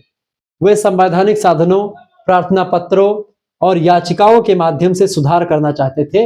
याचिका लिख करके, प्रार्थना पत्र लिख करके, संवैधानिक साधनों का प्रयोग करके एक सिस्टम से, एक औपचारिक तरीके से बातों को अपने रखने का प्रयास करते थे, जो उस समय शुरुआती दौर में ठीक भी था। मेरे हिसाब से उनका मानना था कि अंग्रेजों के साथ सहयोग करके ही भारत का विकास संभव है, ऐसा नरम दल के नेता लोग मानते थे। जबकि इसके ठीक विपरीत थे गर्म दल के नेता। 1905 में जब गर्म दल का उदय होता है उग्रवाद का, लाल बाल पाल, लाला लाजपत राय, लाल बाल यानी बाल गंगाधर तिलक और पाल माने बिपिन चंद्र पाल, इस विचारधारा के प्रमुख नेता थे। वे अंग्रेजों की न्यायप्रियता में विश्वास नहीं रखते थे। उनका मानना था कि ये जो है हमको कहीं ना कहीं पे हमारे लिए न्याय नहीं करेंगे, क्योंकि हमारे नस्ल के हैं नहीं, तो हमसे न्याय, हमारे लिए न्याय नहीं करेंगे, इनके अंदर मानवता नहीं है। उनका नारा था स्वराज्य मेरा जन्मसिद्ध अधिकार है और वो हम उसको लेकर के रहेंगे। वे बहिष्कार यानी कि विदेशियों का बहिष्कार, स्वदेशी को अपनाते थे। सक्रिय विरोध यानी कि पैसिव रेसिस्टेंस के माध्यम से आजादी चाहते थे। लगातार एक प्रकार से जो है, चाहे लड़ना पड़े, चाहे कुछ भी करना पड़े, लेकिन हम जो है अंग्रेजों को यहां से भगा करके दम लेंगे, ऐसा मानना था। मुख्य अंतर यह है कि जहां नरम दल प्रार्थना में विश्वास रखता था, वहीं गर्म दल आत्मनिर्भरता में विश्वास रखता था और संघर्ष पर बल देता था। यही मतभेद 1907 के सूरत विभाजन का कारण बना और 1907 में आप देखते हैं औपचारिक तौर पर बंगाल विभाजन के 2 साल के बाद में आप देखते हैं ये अलग हो जाता है और कहीं ना कहीं 1907 में अलग होता है, फिर 1916 में फिर से एक हो जाते हैं। चौथा क्वेश्चन आपका आ चुका है, लघु उत्तरीय का। होम रूल आंदोलन 1916 पर एक संक्षिप्त टिप्पणी लिखिए। देखेंगे बेटा प्रस्तावना। देखिए, प्रथम विश्व युद्ध के दौरान जब भारतीय राजनीति में सुस्ती आ चुकी थी, प्रथम विश्व युद्ध कब हुआ था? 1914 से 1918 तक ये चला था, ठीक है। इसमें भारतीय सैनिकों ने बहुत बढ़ चढ़ करके भाग लिया था। अंग्रेजों की तरफ से भारतीय सैनिकों ने लड़ाई लड़ी थी और कहा गया था कि अगर भारतीय सैनिक हमारी तरफ से लड़ेंगे तो हम भारतीयों को आजाद करेंगे, ठीक है, भारतीयों को स्वराज्य देंगे, भारतीयों को एक प्रकार से उनमें और ज्यादा चीजें हम उनको बताएंगे, ठीक है। लेकिन ऐसा नहीं किया गया। तो जब सुस्ती आ गई प्रथम विश्व युद्ध के दौरान, तब एनी बेसेंट एक महिला है और बाल गंगाधर तिलक ने होम रूल, स्वशासन, होम रूल की व्यवस्था करी, स्वशासन की बात करी, मांग करी। उसको लेकर के एक शक्तिशाली आंदोलन शुरू कर दिया। इसी को होम रूल आंदोलन कहते हैं। आंदोलन का स्वरूप था आयरलैंड के होम रूल आंदोलन से प्रेरित होकर के, क्योंकि आयरलैंड जो था इंग्लैंड का ही एक भाग था। इंग्लैंड ने, आज भी इंग्लैंड आयरलैंड का ही भाग है, मतलब आयरलैंड इंग्लैंड के अंतर्गत ही आता है, तो उसी से प्रेरित था। तिलक ने पुणे में और एनी बेसेंट ने मद्रास यानी चेन्नई में अपनी अपनी लीग स्थापित करी थी। वैसे पहले पुणे में बाल गंगाधर तिलक ने होम रूल की स्थापना की थी और बाद में एनी बेसेंट ने करी थी चेन्नई में, ठीक है, मद्रास में, उन्हीं के आधार पर। इसका मुख्य उद्देश्य था ब्रिटिश साम्राज्य के भीतर रहते हुए भारतीयों के लिए स्वशासन प्राप्त करना, यानी कि ब्रिटिश सरकार रहे बाहरी स्तर पर, लेकिन हमको जो है स्वशासन मिल जाए, यानी कि हम अपना शासन खुद करें, यानी हमको घर यानी आंदोलन जो है हमारे आंतरिक मामले में आंदोलन हमको मिलना चाहिए, ठीक है, ये बात आप ध्यान रखेंगे। आगे देखते हैं, अगला क्वेश्चन आपका आ चुका है, फटाफट से आप देखने का प्रयास करेंगे। वीडियो को लाइक कर दीजिएगा, चैनल पर अगर नए हैं बेटा तो चैनल को सब्सक्राइब भी कर दीजिएगा। बहुत ही इंफॉर्मेटिव वीडियो मैं आपके लिए लाया हूं, ठीक है। चले, प्रमुख कार्य क्या है? इन नेताओं ने गांव गांव जाकर के भाषण दिए और पत्रिकाओं के माध्यम से जनता को राजनीतिक रूप से जागरूक किया। तिलक का नारा था, स्वराज मेरा जन्मसिद्ध अधिकार है और मैं इसको लेकर के रहूंगा। इसी दौरान जन जन तक यह नारा पहुंचा और यह नारा बहुत ही ज्यादा प्रसिद्ध हुआ। महत्व इसका यह रहा कि इस आंदोलन ने भारतीय जनता में नया उत्साह भरा और कांग्रेस के दोनों दलों, खास करके नरम दल और गरम दल को फिर से करीब लाने में भूमिका निभाई। इसने गांधी जी के आगामी जन आंदोलनों के लिए एक मजबूत जमीन तैयार कर दी थी। किसने? होम रूल आंदोलन या होम रूल लीग ने, ठीक है। आगे देखते हैं, पांचवा क्वेश्चन आपका आ चुका है, असहयोग आंदोलन के बारे में बताएं। इसके बाद में होम रूल के बाद में आता है असहयोग आंदोलन। महात्मा गांधी के नेतृत्व में पहला बड़ा आंदोलन चला, नॉन कोऑपरेशन मूवमेंट। इसके कार्यक्रमों पर प्रकाश डालें। देखें, 1920 में महात्मा गांधी के नेतृत्व में शुरू हुआ आंदोलन यह असहयोग आंदोलन के नाम से जाना जाता है। भारतीय इतिहास का पहला बड़ा जन आंदोलन था। इससे पहले इतना भीषण जनसंख्या किसी के आंदोलन में नहीं थी। इसका मूल मंत्र था कि यदि भारतीय अंग्रेजों का सहयोग करना बंद कर देंगे तो ब्रिटिश शासन 1 साल के भीतर ढह जाएगा। क्योंकि भारतीय सैनिक ही इनका सहयोग करते हैं, तो भारतीयों ने अंग्रेजों का सहयोग करने से मना कर दिया। आ माने नहीं, सहयोग माने सहयोग करना, यानी अब हम सहयोग नहीं करेंगे भारतीयों का, अंग्रेजों का, चूंकि भारतीय सैनिक 1914 से 1918 तक के युद्ध में अंग्रेजों की तरफ से लड़े थे ब्रिटेन में जाकर के। तो अब गांधी जी ने साफ मना कर दिया भारतीय नेताओं ने कि अब हमारे सैनिक आपके साथ नहीं लड़ेंगे, हम आपके जो है चीजों का सहयोग नहीं करेंगे, आपकी नीति का समर्थन नहीं करेंगे, आपका हमेशा जो है सहयोग नहीं करेंगे, विरोध ना करके हम आपका सहयोग नहीं करेंगे, काम खत्म बस। तो याद होना चला। प्रमुख कार्यक्रम इसके क्या रहे? पहली बात तो ये, पदाधिकारी जो थे सभी लोगों ने अपनी अपनी उपाधियां वापस कर दी। भारतीयों ने अंग्रेजों के द्वारा दी गई पदावधि और उपाधियां को वापस करना शुरू कर दिया। जैसे कि गांधी जी ने कैसरे हिंद, गांधी जी को कैसरे हिंद की उपाधि अंग्रेजों ने दी थी, उसको गांधी जी ने त्याग दी, ठीक है। और इसके अलावा तमाम सारे सरकारी लोगों ने जिनको उपाधियां ब्रिटेन की शासन व्यवस्था से मिली थी, उन सभी लोगों ने अपनी अपनी उपाधियां वापस कर दी, ठीक है। सरकारी संस्थानों का बहिष्कार होना शुरू हो चुका था। छात्रों ने सरकारी स्कूलों और कॉलेजों का त्याग कर दिया, वकीलों ने अदालतों का बहिष्कार कर दिया और कर्मचारियों ने सरकारी नौकरियों से इस्तीफा दे दिया। यह था असहयोग आंदोलन, यानी किसी भी मामले में हम अंग्रेजों का सहयोग नहीं करेंगे। स्वदेशी और विदेशी वस्तुओं का बहिष्कार, स्वदेशी वस्तुओं को अपनाया गया और विदेशी वस्तुओं का बहिष्कार किया गया। विदेशी कपड़ों की होली जलाई गई, खादी के उपयोग को बढ़ावा दिया गया, शराब की दुकानों पर धरना दिया गया, शराब की दुकानों को बंद करने के लिए। ऐसे तमाम प्रकार की चीजें होनी शुरू हो चुकी थी इसमें। फिर उसके बाद में पंचायती अदालतों की स्थापना होती है।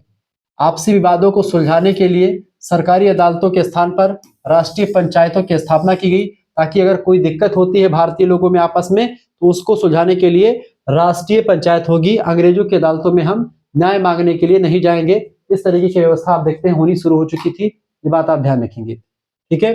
निष्कर्षतः हम कह सकते हैं कि हालांकि 1922 में चौरी चौरा की घटना हो जाती है, उसकी वजह से इसको वापस ले लिया गया, लेकिन इसने आम जनता के मन से अंग्रेजों का जो भय था, अंग्रेजों का जो डर था, उसको निकाल दिया। जनता अब एकदम से निर्भीक हो चुकी थी, उनको लगने लगा था कि भारत जो है आजादी से अब दूर नहीं रहा। छठा क्वेश्चन आपका आ चुका है, सविनय अवज्ञा आंदोलन ने दंडी मार्च के महत्व को स्पष्ट किया। सविनय अवज्ञा आंदोलन 12 मार्च 1930 ईस्वी को शुरू किया गया था। प्रस्तावना में लिखेंगे 12 मार्च 1930 ईस्वी को साबरमती आश्रम से दांडी यात्रा शुरू करी गई और दांडी यात्रा भारतीय स्वतंत्रता संग्राम का एक ऐतिहासिक मोड़ था। गांधी जी ने नमक कानून तोड़ करके ब्रिटिश सत्ता को खुली चुनौती यहां पर दे दी थी, क्योंकि ब्रिटिश सत्ता ने नमक बनाने पर, भारतीय लोग अगर नमक बनाते थे तो उस पर टैक्स लगा दिया, नमक बनाने पर भी कानून मतलब कि टैक्स लगा दिया गया। उसी टैक्स को खत्म करने के लिए गांधी जी ने आंदोलन किया था और दांडी साबरमती आश्रम में गांधी जी मतलब थे, वहां से यात्रा करना शुरू किया। 78 अनुयायी उनके और वो 79 लोग साथ में चले थे। और पीछे अब जब उन्होंने पहुंचते हैं वो, तब जाकर के देखते पीछे बहुत सारी भीड़ उनकी इकट्ठा हो चुकी थी। समुद्र तट पर जाते हैं। कहां पर जाते बेटा? समुद्र तट कहां पर पड़ता है आपका? दंडी। दंडी यात्रा, वो कहां पर पहुंचते हैं? वो दंडी नामक स्थान पर पहुंचते हैं और जो है आश्रम, साबरमती आश्रम से दंडी तक की यात्रा करते हैं। इसी को दंडी यात्रा कहते हैं। नमक कानून जो था उसको तोड़ा, नमक बनाया समुद्र पर और वहां पर एक प्रकार से कानून को तोड़ दिया। दांडी मार्च का महत्व। नमक एक प्रतीक के रूप में, नमक हर भारतीय की बुनियादी जरूरत थी। बिना सब्जी में नमक डाले, दाल में नमक डाले क्या मजा। इस पर टैक्स लगा दिया था अंग्रेजों ने। बताओ, नमक पर भी टैक्स लगा दिया था। ऐसे थे अंग्रेज लोग, कुछ किसी भी चीज को नहीं छोड़ा। ठीक है। अंग्रेजों ने गरीब अमीर सबको प्रभावित किया था। गांधी जी ने नमक को आंदोलन का मुद्दा बना करके पूरे देश को एक सूत्र में पिरो दिया। जन भागीदारी। दंडी मार्च के दौरान गांधी जी जहां जहां से गुजरे, हजारों लोग उनके साथ जुड़ते चले गए। इसमें महिलाओं, किसानों और व्यापारियों को आंदोलन में सक्रिय कर दिया। अब सारे हित, सारे जनता, सभी अलग अलग जो है चीजों के लोग सब इकट्ठा होने लगे। अंतर्राष्ट्रीय ध्यान। इस यात्रा ने पूरी दुनिया का ध्यान भारत की आजादी की लड़ाई की ओर आकर्षित किया। विदेशी मीडिया ने बड़े पैमाने पर इसकी रिपोर्टिंग भी करी। और इसके अलावा क्या हुआ? इसका महत्व बड़ा, कानून की अवज्ञा। दंडी पहुंच करके समुद्र तट पर नमक बना करके गांधी जी ने यह संदेश दिया कि अब भारतीय अंग्रेजों के दमनकारी कानूनों को मानने के लिए बाध्य नहीं है। हम आपकी चीजों को नहीं मानेंगे, यानी अवज्ञा करेंगे। आपकी आज्ञा नहीं मानेंगे, हम अवज्ञा करेंगे। यानी कि साविनय, विनय के साथ हम आपकी चीजों को, आपके नियम कायदे को नहीं मानेंगे। यही आंदोलन का मुख्य उद्देश्य था। साविनय अवज्ञा, विनय के साथ हम आपके अवज्ञा करेंगे, यानी आपकी आज्ञा को नहीं मानेंगे, आपके नियम कायदों को फॉलो नहीं करेंगे। साफ साफ इस आंदोलन का उद्देश्य यही था। ठीक है। अगला क्वेश्चन, 7वां नंबर प्रश्न, सुभाष चंद्र बोस और आजाद हिंद फौज का भारतीय स्वतंत्रता संग्राम में क्या योगदान है, बताएं। देखिए प्रस्तावना लिखे। देखिए, सुभाष चंद्र बोस का प्रसिद्ध नारा था, तुम मुझे खून दो मैं तुम्हें आजादी दूंगा। नारा देने वाले नेताजी सुभाष चंद्र बोस ने स्वतंत्रता संग्राम को एक सैन्य दिशा प्रदान करी। उन्होंने आजाद हिंद फौज यानी INA के माध्यम से अंग्रेजों को सशस्त्र चुनौती दी। यानी कि कहीं ना कहीं पे अब तक अंग्रेजों से हम आंदोलन के द्वारा लड़ रहे थे, ये सब कर रहे थे, लेकिन नेताजी सुभाष चंद्र बोस जी ने सोचा कि भाई ये हाथ पैर जोड़ने से, आंदोलन करने से आजादी नहीं मिलेगी, अब सेना बनानी पड़ेगी हमको। उन्होंने विदेश जाकर के जो है हिटलर के पास जाकर के हिटलर से मिलते हैं, पता नहीं क्या क्या किया। नेताजी ने बहुत मेहनत करी, एक आजाद हिंद फौज का गठन किया, उसके नेता बने, लोगों के अंदर जुनून पैदा किया, विदेश में रह रहे भारतीयों को इकट्ठा किया और आजाद हिंद फौज खड़ी कर दी, जो अंग्रेजों को एक चुनौती देने के लिए काफी थी। प्रमुख योगदान, सैन्य अभियान। नेताजी ने विदेशों में जाकर के, खास करके जापान गए, जर्मनी गए, उनकी सहायता लेकर के भारतीय सैनिकों को संगठित किया और दिल्ली चलो का नारा दिया। इसके अलावा मनोवैज्ञानिक प्रभाव, आजाद हिंद फौज के पराक्रम ने ब्रिटिश सरकार को यह एहसास करा दिया था कि अब वे भारतीय सेना के भरोसे भारत पर राज नहीं कर सकते हैं। वो चूंकि भारतीय सेना भी अब उनके पक्ष में ज्यादा नहीं रहने लगी थी। भारतीय सेना जो थी, भारत के लोग सेना से इस्तीफा दे रहे थे, या जो भी थे भी वो उनका उतना ज्यादा साथ नहीं देने को तैयार, मतलब चिंतित रहते, क्योंकि भारतीय ही लोग हैं वो, भले ही वो सेना में हो। एकता का संदेश, आजाद हिंद फौज में हिंदू, मुस्लिम, सिख, ईसाई सभी धर्मों के सैनिक कंधे से कंधा मिला करके लड़े, जिसने सांप्रदायिक एकता की मिसाल पेश करी। अंग्रेज लोग इससे बहुत डरे हुए थे, क्योंकि फूट डालो राज करो की नीति जो उनकी एक प्रकार शुरुआत से रही है, उसको कहीं ना कहीं पे खंडित करने का काम नेताजी ने किया। अंतिम प्रहार, युद्ध के बाद जब लाल किले में INI यानी कि इंडियन नेशनल, जो एक प्रकार से आजाद हिंद फौज थी, उसके सैनिकों पर मुकदमा चला, तो पूरे भारत में उनके पक्ष में जन सैलाब उमड़ पड़ा, जिसने अंग्रेजों के जाने की घड़ी को और नजदीक ला दिया। कहीं ना कहीं पे आप देखते हैं कि अंग्रेजों को कहीं ना कहीं डट करके सामना सैन्य अभियान के द्वारा नेताजी सुभाष चंद्र बोस की आजाद हिंद फौज ने किया। 8वां प्रश्न, मुस्लिम लीग की स्थापना और उसके द्वारा उठाई गई अलग राष्ट्र की मांग पर चर्चा कीजिए। मुस्लिम लीग की अगर बात की जाए, 30 दिसंबर की इसकी स्थापना हुई थी 1906 में, बांग्लादेश की राजधानी ढाका में। उस समय भारत का हिस्सा था। 30 दिसंबर 1906 को ढाका में मुस्लिम लीग की स्थापना हुई। प्रारंभ में इसका उद्देश्य था मुसलमानों के हितों की रक्षा करना, लेकिन धीरे धीरे यह द्विवीय राष्ट्र सिद्धांत की ओर बढ़ गई। यानी मुस्लिम लीग शुरुआत से ही आप देखते जब ये बनी थी वहां से लेकर के ये अलग देश की मांग के लिए हमेशा से अंग्रेजों की चाटुकारिता करती रही। ठीक है, इसमें जिन्ना वगैरह जो थे हमेशा से अंग्रेजों के पक्ष में ही बात करते थे, अंग्रेजों के साथ ही अंग्रेजों का विरोध करते थे कि भाई यहाँ से जाओ, लेकिन ये साथ साथ अंग्रेजों से ही बोलते थे कि भाई हमको दे करके जाना, हमारा देश बांट करके जाना। अलग राष्ट्र की मांग का विकास। सांप्रदायिक प्रतिनिधित्व। 1909 के मार्ले मिंटो सुधारों के तहत मिली अलग निर्वाचन पद्धति ने अलगाववाद के बीच कहीं ना कहीं बो दिए थे, क्योंकि 1909 में क्या था, मुसलमानों के लिए अलग निर्वाचन की व्यवस्था कर दी गई थी। गांधी जी को डर था, गांधी जी इसके विरोध में ही थे, लेकिन उस समय गांधी जी का उतना ज्यादा चलता नहीं था, भारत में थे नहीं। लेकिन जब वो आते हैं गांधी जी, उसके बाद में जब दोबारा से ये लोग दलितों को अलग करने की बात करते हैं, तो गांधी जी बड़े दूरदृष्टि थे, उन्होंने सोच लिया कि भाई ये मुसलमानों के ही जैसा जो है यहाँ पर भी कांड हो सकता है, इसीलिए गांधी जी ने इसका खुल करके विरोध किया। भीमराव अम्बेडकर को समझाया कि भाई ऐसा नहीं करना है आपको, आप समझिए इस चीज को, ये लोग गलत कर रहे हैं। भीमराव अम्बेडकर जी मान जाते हैं, ठीक है, लेकिन आप देखते हैं कि कहीं ना कहीं पे लेकिन अंग्रेज लोग जो थे उन्होंने मुसलमानों को अपने पक्ष में कहीं ना कहीं पे कर लिए थे। मुसलमान लोग जो थे बहुत सारे लोग उनके जो है जो मुस्लिम लीग के सदस्य थे, कांग्रेस में बहुत सारे मुसलमान थे, लेकिन मुस्लिम लीग वाले जो थे उनको कहीं ना कहीं पे पाकिस्तान का एक लॉलीपॉप जो है दिया जा रहा था कि भाई पाकिस्तान आपको मिलेगा। जिन्ना का उदय हुआ इसी दौरान। मोहम्मद अली जिन्ना के नेतृत्व में लीग ने यह प्रचार करना शुरू कर दिया था कि हिंदू और मुस्लिम दो अलग राष्ट्र हैं जिनके हित एक नहीं हो सकते, हिंदू और मुसलमान के हित अलग अलग है, इसीलिए अलग अलग देश की मांग जो है यहां से शुरू हो चुकी थी। लाहौर प्रस्तावना 1940 ईस्वी। मुस्लिम लीग के लाहौर अधिवेशन में आधिकारिक तौर पर एक स्वतंत्र और संप्रभु राष्ट्र पाकिस्तान की मांग का प्रस्ताव पारित किया गया। ठीक है, यह प्रस्ताव मुस्लिम लीग ने पारित कर दिया 1940 में लाहौर अधिवेशन में। लाहौर पाकिस्तान की जो राजधानी है। विभाजन की ओर 1946 की प्रत्यक्ष कार्यवाही दिवस मनाया, डायरेक्ट एक्शन डे मना लिया था अंग्रेजों ने, मुस्लिम लीग ने बना लिया था। दंगों के ने विभाजन को अपरिहार्य बना दिया, जिसके परिणाम स्वरूप 1947 में भारत का विभाजन जो है कर दिया गया। तो कहीं ना कहीं पे ये मुस्लिम लीग की एक प्रकार से जो बनी थी, या मुस्लिम लीग को जो बनवाया गया था अंग्रेजों के द्वारा, वो सब कहीं ना कहीं पे आप देखते हैं ये भारत को तोड़ने का एक प्रकार से काम था, ताकि भारत पर लंबे समय तक शासन किया सके। हिंदू मुसलमान को तोड़ा गया, एकता को खंडित किया गया। दीर्घ उत्तरीय प्रश्न जिनको 500 शब्द में आपको लिखना होता है। अब अगले प्रश्न को समझें। प्रश्न, भारतीय राष्ट्रीय आंदोलन में महात्मा गांधी के उदय और उनके द्वारा चलाए गए प्रमुख जन आंदोलनों की विस्तृत विवेचना कीजिए। देखिए प्रस्तावना लिखेंगे। भारतीय स्वतंत्रता संग्राम के इतिहास में महात्मा गांधी का आगमन एक युगांतकारी घटना थी। 1915 में दक्षिण अफ्रीका से लौटने के बाद गांधी जी ने भारतीय राजनीति को अहिंसा और सत्याग्रह के रूप में नए अस्त्र दिए। उन्होंने राष्ट्रीय आंदोलन को महलों और मध्यम वर्ग से निकाल करके भारत के गांवों और झोपड़ियों तक पहुंचा दिया, क्योंकि गांधी जी से पहले जो आंदोलन था उसमें बड़े बड़े लोग ही शामिल हुआ करते थे, बड़े उद्योगपति हो चाहे जो है बड़े वर्ग के लोग हो, लेकिन गांधी जी ने सभी वर्गों को साथ में लेकर के आंदोलन किया। इसलिए इस काल को गांधी युग के नाम से जानते हैं। मास मूवमेंट गांधी जी ने चलवाने का काम किया। इसलिए जब आप 6th सेमेस्टर में पहुंचेंगे तो आप मास मूवमेंट पढ़ेंगे। गांधी का युग और मास मूवमेंट एक पेपर का नाम है, उसको पढ़ना पड़ता है। गांधी के उदय के प्रारंभिक क्षण।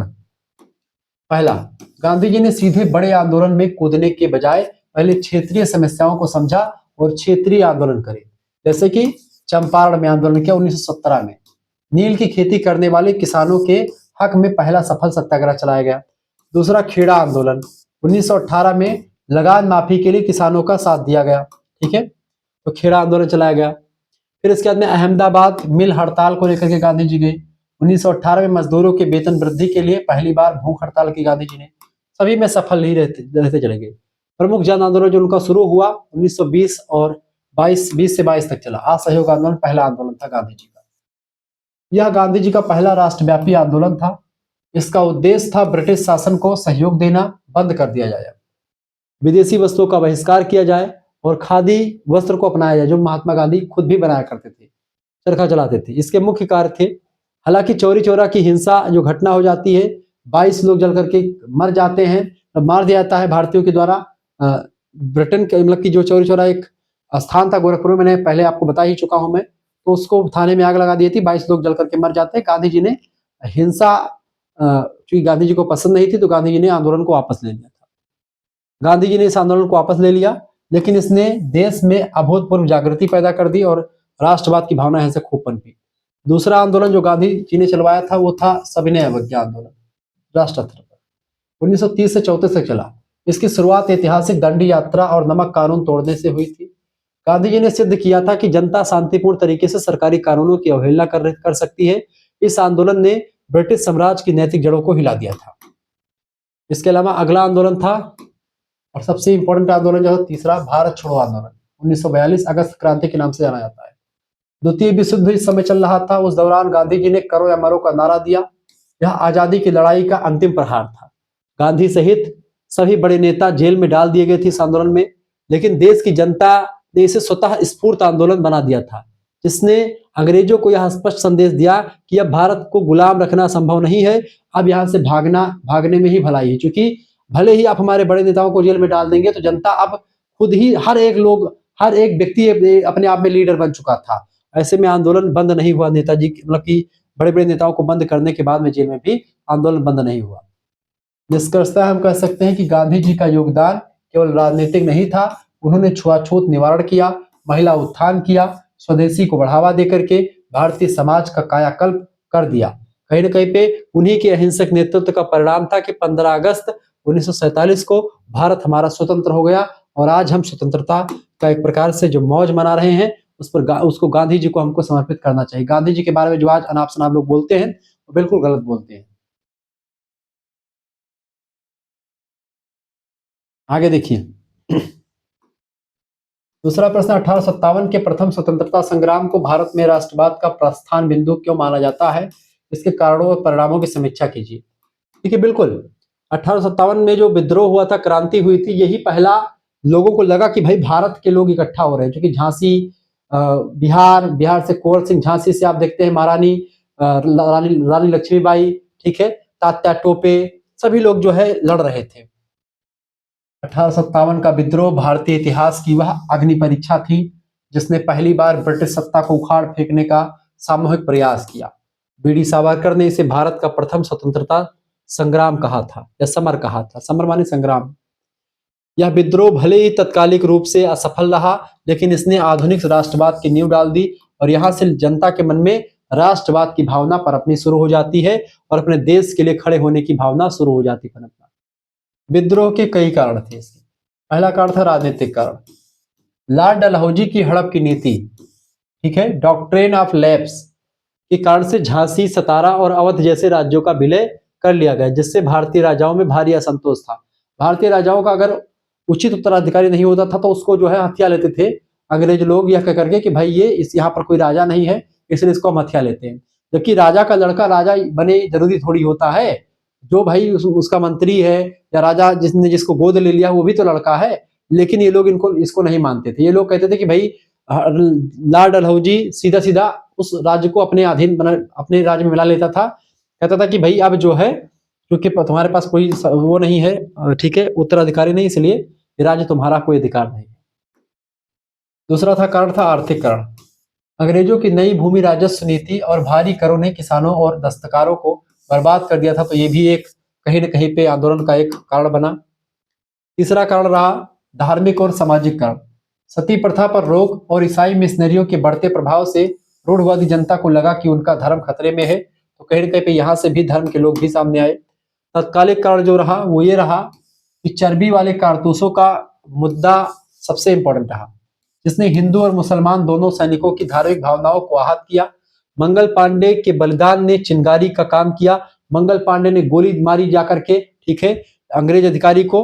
और चूंकि क्या था कि भाई उसमें चर्बी लगे कारतूसों को मुंह से खोलना पड़ता था, उसमें गाय और सूअर की चर्बी लगी रहती थी, उसको मुंह से खोलना पड़ता था। अंग्रेजों ने एक प्रकार से जानबूझ करके नहीं किया होगा, लेकिन गाय जो है हमारी माता है और ऐसे में गाय की मांस की चर्बी बनी है, उसको दांत से खोलना पड़ रहा है एक ब्राह्मण व्यक्ति को, कितना बड़ा एक प्रकार से पाप उसको लगेगा। तो उसने एक प्रकार से इस भावनाओं के मन में, मुसलमानों के लिए सूअर जो है बहुत ज्यादा उनको नहीं मानते, फिर कुछ भी है जो भी है, तो मुसलमानों के लिए सूअर का मांस, हिंदुओं के लिए गाय का मांस, ये बहुत ज्यादा एक प्रकार से खल गया। और जब ऐसा खला तो मंगल पांडे ने पहली गोली जो है मंगल पांडे ने मारी और जो है अंग्रेज की सीना छलनी कर दिया मार करके। यहीं से एक प्रकार से ये आंदोलन की शुरुआत होती है। 1857 का पहला स्वतंत्रता संग्राम की पहली गोली मंगल पांडे साहब ने मार दी। विद्रोह का परिणाम ये निकला कि ईस्ट इंडिया कंपनी का अंत हो चुका था, यानी कि अब ईस्ट इंडिया कंपनी यहां से हट गई। भारत का शासन सीधे ब्रिटिश क्राउन यानी महारानी के हाथों में अब चला गया। अब चूंकि ब्रिटिश ईस्ट इंडिया कंपनी एक प्राइवेट कंपनी थी जो 15 साल के लिए भारत में व्यापार करने के लिए आई थी, लेकिन उसने भारत को कब्जा कर लिया था भारत पर। अब इंग्लैंड की महारानी बस यही मौका ही ढूंढ रही थी कि कैसे ऐसे तैसे करके ब्रिटिश कंपनी को हटाया जाए। अब ब्रिटेन की महारानी सीधे शासन कर रही थी, यानी ब्रिटेन का कब्जा डायरेक्ट हो चुका था। सैन्य सुधार, सेना में भारतीयों की संख्या कम कर दी गई और यूरोपीय सैनिकों का अनुपात यहाँ पर बढ़ा दिया गया, ताकि भविष्य में ऐसा विद्रोह अगर हो तो ऐसे में एक प्रकार से क्या हो, ऐसे में अगर भारतीय विद्रोह फिर से कर दे तो भारतीयों का दमन करना आसान हो। राष्ट्रीय एकता का जन्म हुआ। इस विद्रोह ने भारतीयों को यह एहसास करवा दिया कि यदि वे एकजुट होकर के लड़े तो अंग्रेजों को हराया जा सकता है। नाना साहब, रानी लक्ष्मीबाई, कुंवर सिंह, तात्या टोपे जैसे नायक भावी पीढ़ियों के लिए प्रेरणा का स्रोत बन गए। खूब लड़ी मर्दानी, वह तो झांसी वाली रानी थी। गीत भी आप देखते हैं इस समय चला, और बहुत सारी चीजें थी यहाँ पर। नीतिगत बदलाव, अंग्रेजों ने भारतीय राजाओं के प्रति उदारता दिखाई और राज्यों को हड़पना बंद कर दिया, लेकिन फूट डालो राज करो की नीति को अधिक मजबूती से लागू करना यहाँ से शुरू कर दिया था। निष्कर्ष यह निकला इसका कि 1857 का विद्रोह भारत में संगठित राष्ट्रवाद का बीजारोपण था। इसी की विफलता से सीख लेकर के आगे चल करके कांग्रेस और अन्य राष्ट्रवादी संगठनों ने संवैधानिक और जन आंदोलनों की रणनीति अपनाई और धीरे धीरे करके एक जो है डायरेक्ट सैनिक विद्रोह ना कर करके आराम से उनको एक प्रकार से स्वीट पॉइजन देने का काम किया, ठीक है, अंग्रेजों को। अगला क्वेश्चन आपका आ चुका तीसरा नंबर, क्रांतिकारी राष्ट्रवादी आंदोलन के उद्भव की व्याख्या कीजिए और प्रमुख क्रांतिकारियों खास करके भगत सिंह, चंद्रशेखर आजाद के योगदान पर प्रकाश डालिए। प्रस्तावना लिखेंगे। भारतीय स्वतंत्रता संग्राम में जहां एक ओर कांग्रेस अहिंसक आंदोलन चला रही थी, वहीं दूसरी ओर युवाओं का एक ऐसा वर्ग था जो ईंट का जवाब पत्थर से देने के लिए तैयार था, विवश हो चुका था, विश्वास करता था उस बात पर कि अब ईंट का जवाब पत्थर से हम देंगे। इन्हें क्रांतिकारी राष्ट्रवादी कहा जाता था। इनका उद्देश्य था प्रार्थना पत्रों के बजाय सशस्त्र क्रांति के माध्यम से पूर्ण स्वतंत्रता प्राप्त की जाए। अब जो है हम चाहे हमको बंदूक मिलेगी उससे मारेंगे, लाठी डंडा से मारेंगे, लेकिन इनको भगाना है यहाँ से कुल मिलाकर के बस, ठीक है, चाहे जो करना पड़े। क्रांतिकारी आंदोलन का उद्भव का कारण, पहला कारण रहा नरम पंथियों की असफलता। युवा वर्ग कांग्रेस की संवैधानिक नीतियों से असंतुष्ट नहीं था, मतलब संतुष्ट नहीं था, क्योंकि युवा वर्ग जो था कांग्रेस की जो ये संवैधानिक नीतियां थी कि भाई नीति हम बनाएंगे, हाथ जोड़ेंगे, ये सब इससे विरोध में थे लोग। बंगाल का विभाजन, 1905 में लॉर्ड कर्जन की दमनकारी नीति ने युवाओं के भीतर गुस्से को ज्वालामुखी की तरह भड़का दिया। ये भी कहीं न कहीं पे क्रांतिकारी राष्ट्रवाद यहाँ से शुरू हो चुका था। विदेशी प्रेरणा, आयरलैंड की क्रांति और रूस जापान युद्ध 1905 में जापान की विजय ने कहीं न कहीं पे, जापान की जब विजय होती है, रूस बहुत बड़ा देश है और जापान छोटा सा देश, जापान ने रूस को पराजित कर दिया। ऐसे में भारतीयों को लगा कि जब छोटा सा देश जापान, रूस इतना बड़ा दुनिया का सबसे बड़ा भूखंड वाला देश, उसको रूस को जो है कहीं न कहीं पे पराजित कर दिया जापान ने, तो ऐसी स्थिति में भारतीयों को यह विश्वास दिलाया कि यूरोपीय शक्तियों को हराया जा सकता है। एक छोटा सा यूरोपीय मतलब कि छोटा सा जापान देश रूस जैसे विशाल देश को हरा दे सकता है, तो भारत के लोग क्यों नहीं हरा सकते हैं। प्रमुख क्रांतिकारियों का योगदान, चंद्रशेखर आजाद जी। आजाद हिंदुस्तान सोशलिस्ट रिपब्लिकन एसोसिएशन की स्थापना होती है, HSRA, उसके सेनापति थे चंद्रशेखर जी। उन्होंने काकोरी कांड और सैंडर्स वध जैसी घटनाओं का सफल नेतृत्व किया था। उनकी प्रतिज्ञा थी कि वे कभी जिंदा नहीं पकड़े जाएंगे, और अल्फ्रेड पार्क यानी प्रयागराज में अंतिम गोली खुद को मार करके उन्होंने अपनी यह प्रतिज्ञा पूरी कर दी कि हम कभी जिंदा नहीं पकड़े जाएंगे। प्रतिज्ञा लेकर के क्रांतिकारी आंदोलन में कूदे थे चंद्रशेखर आजाद जी, चंद्रशेखर आजाद जी। और गोली जब उनको पता चला कि प्रयागराज वाले पार्क में, अल्फ्रेड पार्क में हमको पकड़ लिया जाएगा, अंग्रेज लोगों ने घेर लिया, गोली से अपने आप को खुद मार करके अपने प्राणों का बलिदान दे दिया। ये थे हमारे चंद्रशेखर आजाद जी, ठीक है। हमेशा अपनी मूंछ पर ताव देते रहते थे, ठीक है, जनेऊ पहनते थे। भगत सिंह जी, भगत सिंह ने क्रांति को केवल बम पिस्तौल तक सीमित नहीं रखा, बल्कि उसे एक विचारधारा दी। इंकलाब जिंदाबाद के नारे के साथ उन्होंने दिल्ली असेंबली में बम फेंक करके बाहरी ब्रिटिश हुकूमत को जगाने का काम किया। हालांकि इस बम में किसी लोगों को क्षति पहुंचाने के लिए नहीं फेंका गया था, उसमें पर्ची उसमें निकली थी, वही पर्ची सभी को लोगों को बता देना था कि भाई हमारी नीतियां क्या है। 23 मार्च 1931 को उनके बलिदान ने पूरे देश में देशभक्ति की लहर पैदा हो गई और भगत सिंह को फांसी दे दी गई। भगत सिंह, राजगुरु सुखदेव को फांसी दे दी गई थी। अन्य क्रांतिकारियों में राम प्रसाद बिस्मिल जी, अशफाक उल्लाह खां जी, सुखदेव, राजगुरु जैसे वीरों ने हंसते हंसते फांसी के फंदे को चूम लिया, वो हमारे वीर है और वो हमारे एक प्रकार से क्रांतिकारी, उनको हम नमन करते हैं। ठीक है, निष्कर्षतया क्रांतिकारी आंदोलन भले ही सैन्य रूप से अंग्रेजों को नहीं निकाल पाया, लेकिन इनके बलिदान ने ब्रिटिश सरकार के मन में खौफ पैदा कर दिया। आम भारतीयों के मन से मौत का डर निकाल दिया इन लोगों ने, क्योंकि हंसते हंसते इतनी भीड़ लगी हुई थी। जब भगत सिंह, राजगुरु, इन सभी को फांसी दी जा रही थी, तो ऐसे फांसी के फंदे पर हंस हंस करके अंतिम इच्छा पूर्ति रही, कुछ नहीं, ऐसे फांसी के फंदे पर लेट जाए ऐसे, ताकि जनता जो है देखे मर गया मैं अपने देश के लिए। जनता के अंदर राष्ट्रवाद की भावना जगाने के लिए अपने प्राणों का बलिदान देने वाले ये क्रांतिकारी रहे। अगला क्वेश्चन आपका आ चुका है, भारत विभाजन के उत्तरदायी कारकों का विस्तार से विश्लेषण कीजिए। क्या विभाजन को टाला जा सकता था? प्रश्न ये भी है, प्रस्तावना लिखिए। देखिए, 15 अगस्त 1947 को भारत को आजादी तो मिली, लेकिन वह विभाजन के घाव के साथ आई। भारत का विभाजन आधुनिक भारतीय इसलिए इतिहास की सबसे दुखद और रक्तपूर्ण घटना थी। रक्तपातपूर्ण घटना इसलिए थी क्योंकि इसमें क्या हुआ, बहुत ज्यादा भीषण नरसंहार हुआ। हिंदू मुसलमान आपस में लड़ गए, बहुत सारे लोग बिना मतलब के मारे गए। विभाजन के कई कारण थे। पहला कारण था अंग्रेजों की फूट डालो राज करो की नीति। अंग्रेजों ने हमेशा हिंदू और मुसलमान को लड़ाने का काम ही किया। 1909 के पृथक निर्वाचन मंडल ने अलगाववाद के बीज बो दिए और मुस्लिम लीग की स्थापना ने, आप देखते हैं, कहीं ना कहीं पे इसको और मजबूत कर दिया। मुस्लिम लीग और जिन्ना की जिद, मोहम्मद अली जिन्ना के द्विराष्ट्र सिद्धांत, टू नेशन थ्योरी को बढ़ावा दिया गया। 1944 के लाहौर प्रस्ताव में उन्होंने स्पष्ट तौर पर पाकिस्तान की मांग कर दी। ठीक है, आप देखते हैं। और इसके अलावा सांप्रदायिक दंगे शुरू हो गए, डायरेक्ट कार्रवाई दिवस मनाया गया। सांप्रदायिक दंगे 1946 में जिन्ना के द्वारा दी गई प्रत्यक्ष कार्रवाई डायरेक्ट एक्शन डे के कारण पूरे देश में भीषण सांप्रदायिक दंगे भड़क उठे थे, क्योंकि जिन्ना जो था उसने डायरेक्ट एक्शन डे मना दिया कि भाई भारत पाकिस्तान अलग हो। ठीक है, इससे पूरे देश में सांप्रदायिक दंगे जो है भड़क उठे थे। बंगाल और बिहार की सड़कों पर खून बहने लगा था, क्योंकि बंगाल और बिहार में आप देखते हैं हिंदू मुसलमान आपस में लड़ चुके थे। ब्रिटिश सरकार की जल्दबाजी, वायसराय लॉर्ड माउंटबेटन भारत से जल्दी निकलना चाहते थे। उन्होंने विभाजन की प्रक्रिया को इतनी तेजी से लागू किया कि व्यवस्था पूरी तरह चरमरा चुकी थी, आपस में लोग लड़ भिड़ गए। ठीक है, और विभाजन की एक पूरी रणनीति सही तरीके से ये नहीं बता पाए थे। ठीक है, इस तरीके से आप देखते हैं भारत कहीं ना कहीं पे, भारत के लोग जो है कहीं ना कहीं पे फंस चुके थे और उनको एक प्रकार से भीषण नरसंहार जो हुआ उसको रोकने में असफल रहा पूरा का पूरा जो प्रशासन था उस समय ब्रिटिश का। क्या विभाजन को टाला जा सकता था? प्रश्न ये उठता है। यह एक विवादास्पद प्रश्न है। गांधी जी अंत तक विभाजन के खिलाफ लड़ते रहे, वो विभाजन के पक्ष में बिल्कुल भी नहीं थे गांधी जी। हिंदू मुस्लिम सिख ईसाई आपस में सब भाई भाई। हिंदू, गांधी जी कहते थे हिंदू मेरा एक हाथ तो मुसलमान मेरा दूसरा हाथ है। गांधी जी वो व्यक्ति हैं, उन्होंने इसे अपनी देह का विभाजन कहा कि अगर भाई देश का विभाजन हुआ तो मेरी देह का विभाजन है। ठीक है, ये गांधी जी थे। यदि 1916 के लखनऊ समझौते में अलग निर्वाचन को स्वीकार न किया गया होता, या यदि कांग्रेस और लीग के बीच शुरुआती दौर में बेहतर सामंजस्य होता, तो शायद स्थिति अलग होती और मुस्लिम लीग जो है कहीं ना कहीं पे अगर उसकी स्थापना ना हुई होती तो भारत एक ही होता आज।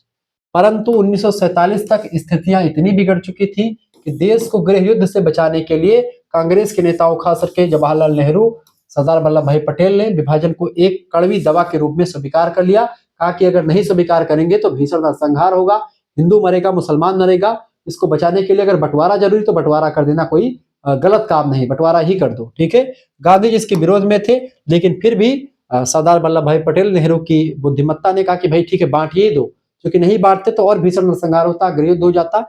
इसको लेकर के काफी विद्वानों में आज भी मतभेद रहा है। निष्कर्षतः हम कह सकते हैं कि भारत का विभाजन केवल भौगोलिक बंटवारा नहीं था, बल्कि यह दिलों और संस्कृतियों का बंटवारा था, जिसका दंश आज भी दोनों देश महसूस करते हैं। और आज भी आप देखते हैं पाकिस्तान के लोग वैसे बिना मतलब के लड़ा भिड़ा करते हैं, लेकिन भारत जो है हमेशा सहिष्णुता का देश रहा है। भारत में जो है, पाकिस्तान में हिंदुओं को सताया जाता है, लेकिन भारत में मुसलमान जितना सुरक्षित है उतना किसी और दूसरे देश में नहीं सुरक्षित है। ठीक है, ये बात जो है बहुत बड़े बड़े जो है समाचार पत्रों में भी आपको देखने को मिल जाता है। अब ये आपका पूरा का पूरा कंप्लीट लेक्चर हुआ। जिनको भी पीडीएफ प्राप्त करनी है पीडीएफ प्राप्त कर सकते हैं 9984 039 139 पर SMS कर दीजिएगा।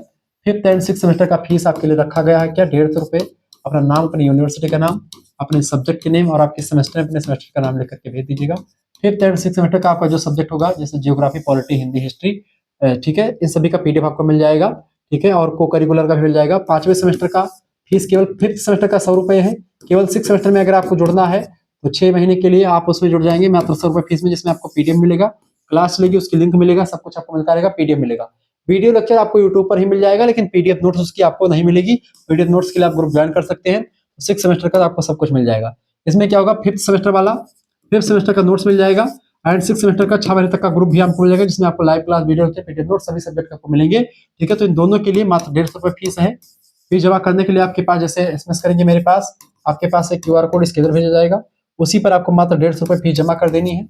ये फीस आप खुद भी जमा कर सकते हैं, किसी दूसरे से भी जमा करवा सकते हैं, आसानी से पढ़िएगा, सब कुछ आपको मिल जाएगा। इसमें सभी विश्वविद्यालय के बच्चे पढ़ते हैं, ये बात आप ध्यान रखेंगे। तो इसमें आपका एक सब्जेक्ट, जैसे 2 सब्जेक्ट आपका होगा 6 सेमेस्टर में, आपका 2 सब्जेक्ट 6 सेमेस्टर में भी होगा। ठीक है, जैसे 5th सेमेस्टर में आपने 2 सब्जेक्ट पेपर दिए हैं, एक सब्जेक्ट के 2 पेपर होंगे, ऐसे ही यहाँ पर एक सब्जेक्ट के 2 पेपर होंगे, पेपर 1 पेपर 2। माइनर का पेपर नहीं होगा, को करिकुलर का होगा। 4 पेपर आपके मेजर के हो जाएंगे और एक पेपर आपका को करिकुलर। को करिकुलर में आपको communication skill and personality development पढ़ना है, तो उसकी पूरी तैयारी भी आपको मिल जाएगी। कम से कम 10 प्रैक्टिस सेट आपको communication skill and personality development के मिलेंगे। तो इस तरीके से आपका पूरा तैयारी हो जाएगी।